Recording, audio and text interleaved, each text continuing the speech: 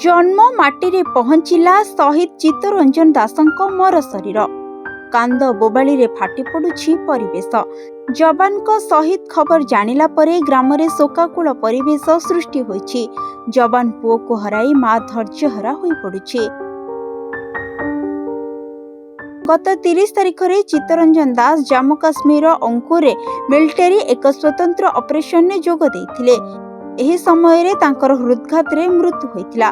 मृत जवानकर बयस 32 वर्ष। तांकर 1 वर्षर झियो मध्य अछि। शुक्रवार राति रे शहीद चित्तरंजन दासंक मर शरीर जाजपुर रे पहुंचीथिला। राति होइथिबारु मर शरीर को जाजपुर मुख्य चिकित्सालय रे रखा जाइथिला। शनिवार सकाळे शहीद का मर शरीर को खंडरा स्थित बासभवन को निया जाइथिला। गाँव रे शहीद का मर शरीर पहुंचबा परे शोकाकुल परिवेश सृष्टि होइथिला। स्वामी को हराई स्त्री, पुओ को हराई मां कांदी कांदी पूरा स्तब्ध हो जाइछंती। परे मर शरीर को ग्राम परिक्रमा करिबा परे गार्ड ऑफ ऑनर दिया जाई शेष कृत्य संपन्न करा जाइथिला।